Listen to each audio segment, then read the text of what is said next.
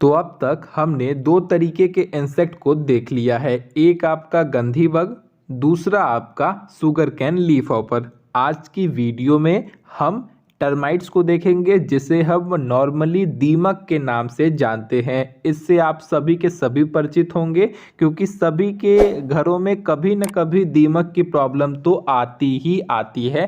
लेकिन आज आपको इनके बारे में बहुत सी ऐसी बातें पता चलेंगी जो आपने शायद न सुनी हो या न जानते होंगे।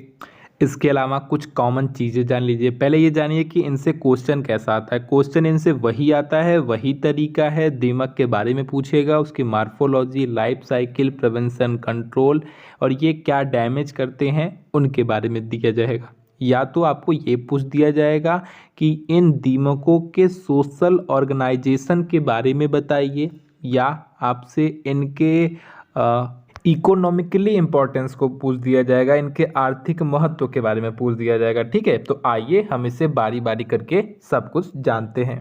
नॉर्मली जहाँ तक लोग जानते हैं वो यही जानते हैं कि दीमक आपके लकड़ियों में खासकर लगते हैं, लेकिन ऐसा नहीं है। ये पेड़ पौधों में भी लग जाते हैं, फसलों को भी हानि पहुंचाते हैं। तो एक डाउट तो यही है, वो क्लियर कर लीजिए।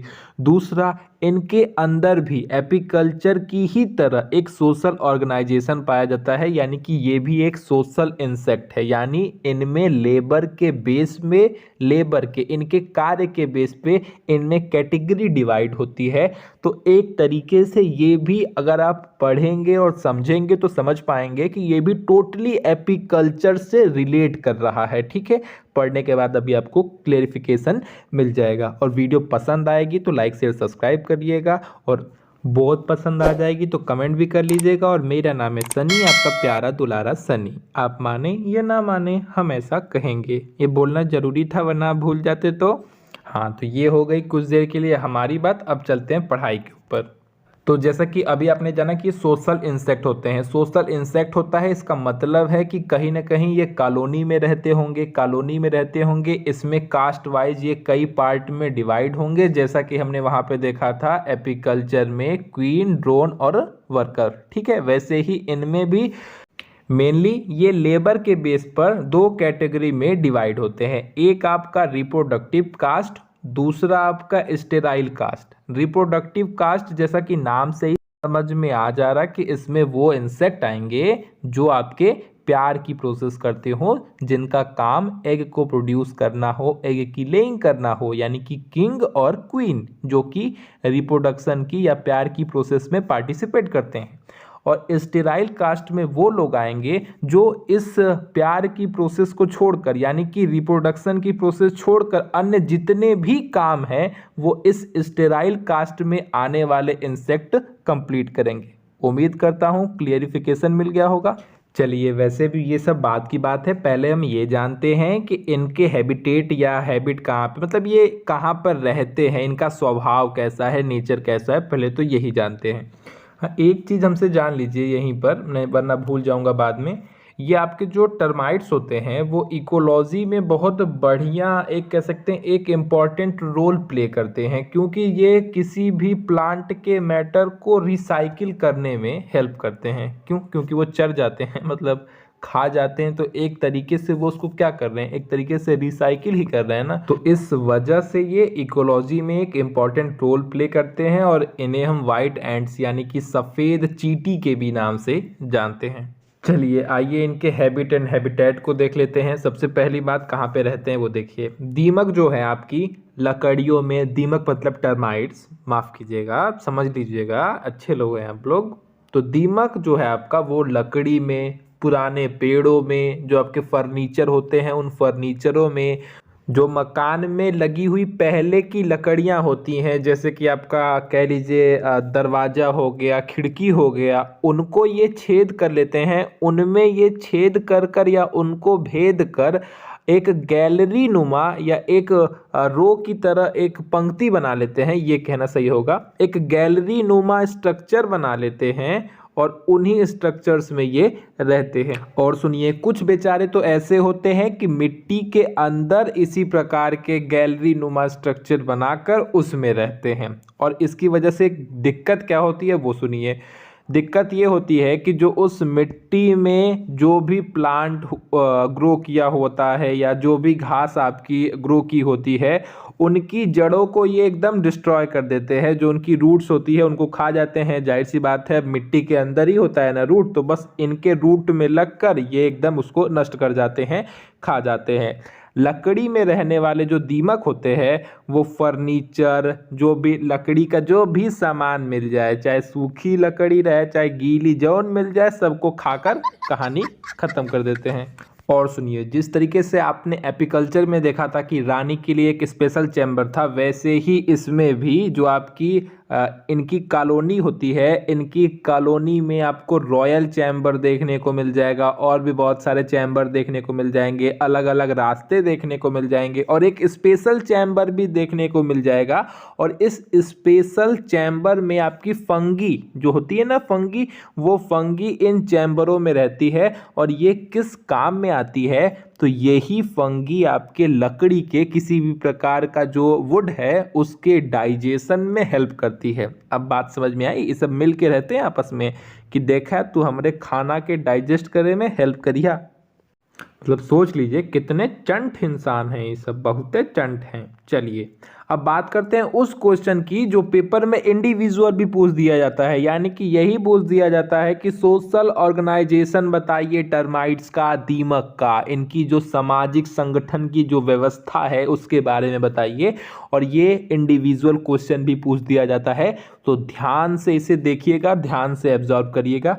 आइए हम आपको बताते हैं, क्वेश्चन बताते चलते हैं तो उन पे हाईलाइट करते चला करिए, आपको भी काफ़ी हेल्प मिलेगा। मैं भी पहले ऐसा ही करता था और इन सब क्वेश्चंस में कोई दम नहीं है, ठीक है? ये तो आप बिल्कुल भी ना सोचिएगा कि इनमें कोई दम है। जरा सा ना मुझे दिक्कत होती थी, और जहां आपको मैं समझता हूं कि दिक्कत होगी वो है इनका कंट्रोल करने का मेथड। वहां पे जो केमिकल या जो पेस्टिसाइड्स का हम यूज करते हैं उसी में कंफ्यूजन और उनकी मात्रा में ही कंफ्यूजन होती है, और वो अभी आप तैयार करिए, बाद में मैं उसके भी बहुत सिंपल सी ट्रिक बताऊंगा, लेकिन हो जाएगा। लेकिन अभी मेहनत करिए। चलिए अब सोशल ऑर्गेनाइजेशन को देखते हैं। तो इसमें देखिए लेबर के बेस पर इनको टू पार्ट्स में, मेनली टू पार्ट्स में डिवाइड किया गया है या क्लासिफाइड किया गया है। एक आपके दो कैटेगरी में आपके डिवाइड किया गया है, एक आपका रिप्रोडक्टिव कास्ट, दूसरा आपका स्टेराइल कास्ट। जैसा कि नाम से ही समझ में आ रहा है, रिप्रोडक्टिव कास्ट यानी कि इसमें वे जीव आएंगे या वे इंसेक्ट आएंगे जो आपकी रिप्रोडक्शन की प्रोसेस को करते हैं, यानी कि रिप्रोडक्शन की प्रोसेस में भाग लेते हैं। यानी कि आपके किंग हो गए और क्वीन हो गई, और भी लोग हैं वो आपको आगे बताया जाएगा। जो आपके दूसरे होते हैं वो हैं आपके स्टेराइल कास्ट। इसमें वे इंसेक्ट आएंगे जो आपके रिप्रोडक्शन की प्रोसेस में पार्टिसिपेट नहीं करते हैं, यानी कि सिर्फ रिप्रोडक्शन को छोड़ दीजिए, प्यार करना छोड़ दीजिए, उसके अलावा जितने भी काम होते हैं वो इस कास्ट में, इस स्टेराइल कास्ट में आने वाले इंसेक्ट करेंगे। ठीक है, यहाँ तक क्लियर? अब हम स्टेराइल कास्ट की बात करते हैं। इसमें आपके दो लोग हैं, एक आपका वर्कर है, दूसरा आपका सोल्जर है। ठीक है, वर्कर जो है वो आपके सारे काम करता है, जितने भी काम हैं, चाहे वो बनाना हो, खिलाना हो, देखभाल करना हो, ये सारे के सारे काम आपके वर्कर करते हैं। और जो आपके सोल्जर हैं इनका काम क्या होता है? इनका काम होता है कॉलोनी की रक्षा करना, यानी कि घर की सेफ्टी का काम, सुरक्षा का काम इन सोल्जर्स का होता है। आइए अब हम एक एक करके इनके बारे में जानते हैं। सबसे पहले हम वर्कर्स के बारे में सारे काम को देखते हैं। अच्छा, यहीं पे आपकी एक डाउट को क्लियर कर दूं, जो आपकी स्टेराइल कास्ट होती है ना, ये ब्लाइंड होती है, और जो आपकी रिप्रोडक्टिव कास्ट होती है वो देख सकती है, वो ब्लाइंड नहीं होती है, उनके पास आंखें होती हैं। जो आपकी स्टेराइल कास्ट है ये देख नहीं सकती, चाहे वर्कर हो और चाहे ही सोल्जर हो, ये दोनों ही देख नहीं सकते। चलिए अब बात करते हैं वर्कर की। अब जैसा कि आपको पता होगा, थोड़ा थोड़ा अंदाज़ा होगा ही, इनकी संख्या कॉलोनी में सबसे ज़्यादा होती है, यानी कि 80 to 90% आपकी कॉलोनी में वर्कर पाए जाते हैं। ठीक है, क्लियर बात? इनकी कॉलोनी में सबसे अधिक संख्या किसकी होती है? वर्कर्स की होती है। ठीक। दूसरी बात, ये क्वेश्चन आएगा कि ये खाते क्या हैं, तो सिंपल सी बात है, अगर आपको याद होगा तो इनकी कॉलोनी में एक स्पेशल चैम्बर होता है जहाँ पे फंगस रहते हैं, और वो फंगी हेल्प क्या करते हैं, वो फंगी किसी भी प्रकार के लकड़ी को डाइजेस्ट करने में हेल्प करते हैं। ठीक है, याद है। तो वो फंगी जो एक सब्सटेंस का सिक्रेशन करते हैं, उसी सब्सटेंस को ये आपके वर्कर खा के फीड करके अपनी जीविका चलाते हैं। बात समझ में आ गई। यानी कि फंगी के द्वारा सिक्रेट किए गए सब्सटेंस को फीड करके आपकी वर्कर अपनी लाइफ साइकिल को चलाती है। और इसके अलावा अगर वर्कर कुछ खाते हैं तो वो है आपका लकड़ी, यानी कि लकड़ी भी खा लेते हैं। ठीक है, तो दोनों बात क्लियर हो गई। यानी कि दो चीज़ खाते हैं, फंगी के द्वारा सेक्रेट किए गए सब्सटेंस को खाते हैं, और दूसरा आपके लकड़ी को खाते हैं। तीसरा सुनिए, ये करीबन 6 से 8 mm के बीच के स्मॉल साइज़ के होते हैं। ठीक है, आपको फिगर में भी दिख रहा होगा, तो ये इनकी साइज़ होती है। और ध्यान दीजिएगा, इनके पास पंख नहीं होते हैं, ये विंगलेस होते हैं, ये पंख रहित होते हैं, इनके पास उड़ने के लिए पंख नहीं होते हैं। वैसे तो मुझे पता नहीं था, लेकिन अब पता चला था जब मैंने इस चैप्टर को पढ़ा था।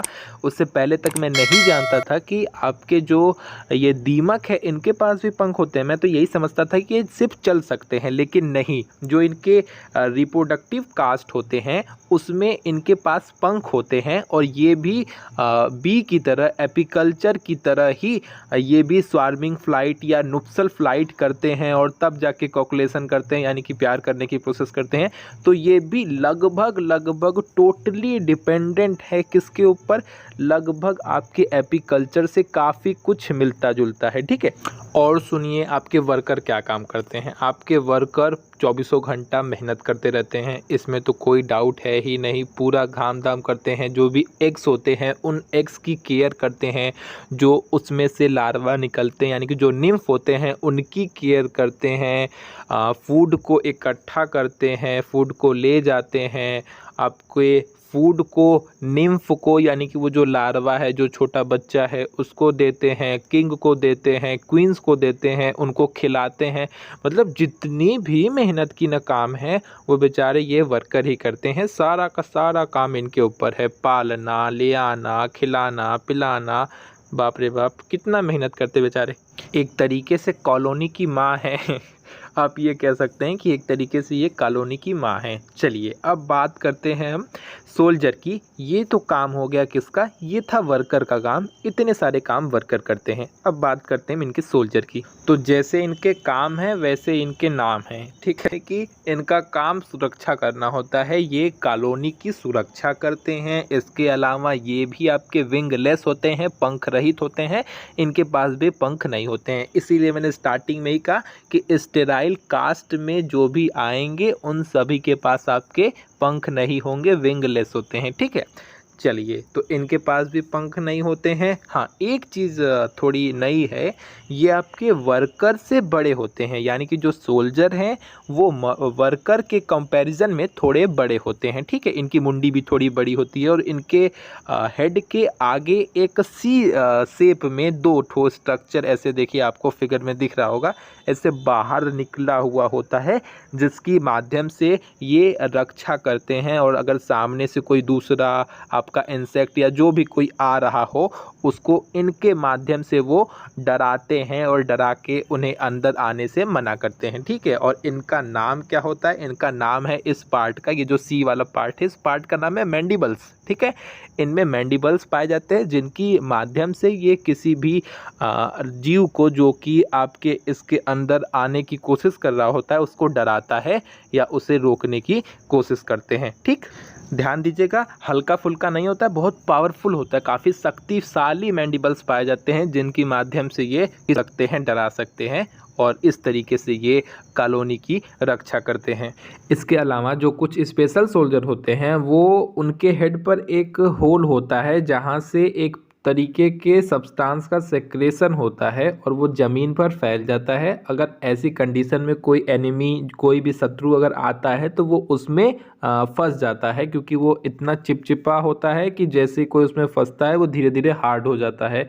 तो इस तरीके से भी वो कॉलोनी की सेफ्टी करते हैं। मैंडिबल्स के अलावा भी ऐसी चीज़ों का सेक्रेशन करके भी अपनी सेफ्टी कर लेते हैं, लेकिन ये सबके पास नहीं होता है। कुछ स्पेशल सोल्जर्स होते हैं या कुछ स्पेशल स्पीसीज़ के सोल्जर्स होते हैं, उनमें ये चीज़ देखी जाती है। और इनकी संख्या कॉलोनी में बहुत ज़्यादा नहीं होती है, 5 से 8% के बीच में इनकी संख्या होती है। वही कंडीशन है, लगभग एपीकल्चर वाली ही कंडीशन है। जितनी मात्रा में वहाँ पर ड्रोन होते थे उतनी मात्रा में यहाँ पे ये सोल्जर हैं। लगभग 5 से 8% आपके पूरे आपकी कॉलोनी में ये होते हैं, ठीक है। तो बस अब हम बात करते हैं अपने रिप्रोडक्टिव कास्ट की। इसकी भी कुछ कॉमन सी बातें हैं जो आपको पता ही होगी। आपको पता होगा किसी भी कॉलोनी का सिर्फ एक ही राजा और एक ही रानी हो सकती हैं, ठीक है, इससे ज़्यादा नहीं हो सकती हैं। हाँ, कुछ जगहों पर देखा गया है जहाँ इनकी कॉलोनी बहुत बड़ी होती है, वहाँ पे 2 राजा या 2 रानी देखने को मिल जाती हैं। लेकिन अभी आप नॉर्मली समझिए तो किसी भी कॉलोनी की एक राजा और एक रानी से अधिक नहीं हो सकती। जब ये राजा या रानी मर जाते हैं तब इनको रिप्लेस करने के लिए इनमें कुछ पहले से पड़े होते हैं जो अभी बच्चे होते हैं। तो जब इनके ना मौजूदगी में या मर जाने पे या किसी वजह से इनके हट जाने पर तब ये उनके स्थान को ग्रहण कर लेते हैं या उनके स्थान पर चले जाते हैं। तो आइए अब उन्हें देखते हैं, ठीक है। उम्मीद करता हूँ आपको बात समझ में आ रही होगी। वीडियो पसंद आएगी तो लाइक शेयर सब्सक्राइब करिएगा, इसमें कमी मत किया करिए। और अगर आपने अब तक आपने बेल आइकन ऑन नहीं किया है तो उसे भी ऑन कर लीजिएगा। चलिए अब रिप्रोडक्टिव कास्ट को देखिए, ध्यान से समझिएगा, बहुत ध्यान से समझिएगा। यही मतलब कन्फ्यूजन की मेन चीज़ यही है। मैं पूरी तरीके से कोशिश किया आपको क्लियरिटी दूँ। जो आपके बड़े पंख वाले होते हैं, ठीक है, लार्ज विंग्ड या कह लीजिए जो फर्स्ट रिप्रोडक्टिव फॉर्म होते हैं, वो आपकी होती हैं किंग एंड क्वीन। यानी कि जो बड़े पंखों वाले होते हैं वो चल के आगे चल के जो बड़े पंखों वाले मेल एंड फीमेल होते हैं वो सेक्सुअली मैच्योर होते हैं और वही आगे चल के आपके क्या बनते हैं, वो आपके किंग और क्वीन में कन्वर्ट होते हैं, ठीक है। ध्यान दीजिएगा, ये जो इनके पंख होते हैं वो 2 पेयर्स में यानी कि 2 जोड़े में पाए जाते हैं और इनकी बॉडी से भी लंबे होते हैं। ध्यान दीजिएगा, इनकी बॉडी से भी लंबे होते हैं इनके पंख। और यही लोग आपके इनमें के जो मेल है वो आपके किंग बनते हैं, इनमें की जो फीमेल है वो आपकी क्वीन बनती है। डाउट है इसमें कोई? बिल्कुल नहीं होना चाहिए, एकदम क्लियरिटी दिया हूँ। दूसरा सुनिए और सुनिए, इनके पास बड़ी बड़ी आंखें होती हैं और ये देख सकते हैं। बात समझ रहे हैं, ये देख सकते हैं। वो लोग देख नहीं सकते थे, जो आपके स्टेराइल कास्ट थी वो देख नहीं सकती थी, ये लोग पूरे अच्छे से देख सकते हैं। और यही जो मेल एंड फीमेल है यानी कि जो किंग एंड क्वीन है, यही आपके कॉलोनी के ओरिजिनल फाउंडर्स होते हैं। ठान समझ गए, मतलब घर इन्हीं के नाम है, यानी कि इन्हीं लोगों ने घर बसाया है। देखिए क्यों ऐसा कहा जाता है वो भी सुन लीजिए। क्या होता है कि जब ये लोग स्वार्मिंग फ़्लाइट या नुप्सल फ़्लाइट लेते हैं, जो कि नुप्सल फ़्लाइट कहना गलत है क्योंकि ये लोग साथ में चैम्बर से बाहर निकलते हैं, आपकी मिड एयर में प्यार नहीं करते हैं, ये कुछ देर साथ में उड़ते हैं और फिर ज़मीन पर आ जाते हैं, गिर जाते हैं, वहाँ पे ये अपने पंखों को त्याग देते हैं और उसके बाद प्यार करते हैं और वहीं पर कहीं अपना घोंसला बनाकर या अपना छत्ता बनाकर वहीं पर ये अपनी न्यू कॉलोनी बसा लेते हैं और वहाँ पे एग की लेइंग करते हैं।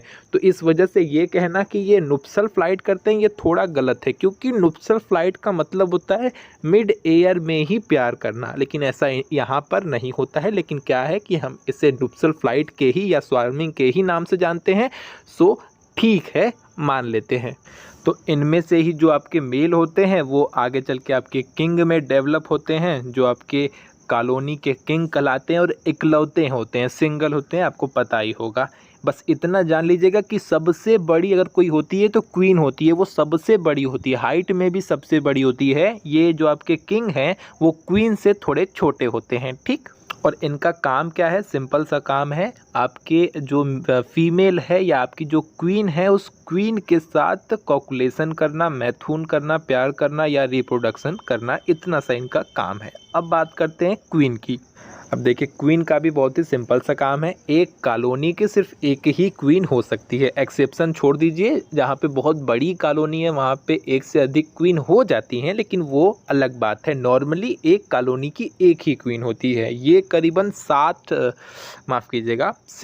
to 80 मिलीमीटर तक होती है, यानी कि इतनी इनकी हाइट होती है, लेंथ होती है। ठीक, इसके अलावा ये मेटिंग की प्रोसेस करने के बाद, यानी कि प्यार करने के बाद करीबन 1000 से लेके 2000 अंडे तक एग की लेइंग पर डे करती हैं। समझ रहे हैं, पर डे इतनी लेइंग करती हैं। ये सब करीबन इनके जो इनका छत्ता होता है वो करीबन उसमें 60,000 से लेके 1 लाख या उससे भी अधिक इनकी संख्या देखने को मिलती है। ठीक है, उसके अलावा ये लोग एक स्पेशल चैम्बर में रहते हैं जिसे कहते हैं रॉयल चैम्बर। इसी रॉयल चैम्बर में आपके दोनों लोग, जो आपके किंग हैं और जो आपकी क्वीन हैं, ये दोनों लोग रहते हैं। आपको याद होगा इनके ही छत्ते में एक स्पेशल चैम्बर बना होता है। वहाँ पर कौन रहता है? वहाँ पे आपके फंगस रहते हैं, फंगी रहते हैं। ठीक है, वैसे ही इनके लिए भी एक सेपरेट चैम्बर होता है जहाँ पर ये अपने पति के साथ या अपने